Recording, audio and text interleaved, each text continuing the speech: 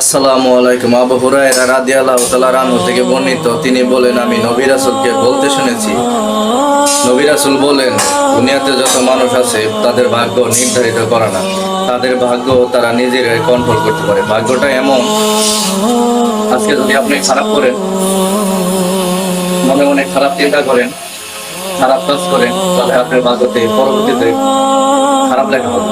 আপনি যদি ভালো চিন্তা করেন, ভালো কাজ করেন দুনিয়াতে আজকে, তাহলে পরবর্তীতে আপনি ভাগ্যতে ভালোই লেখা হবে।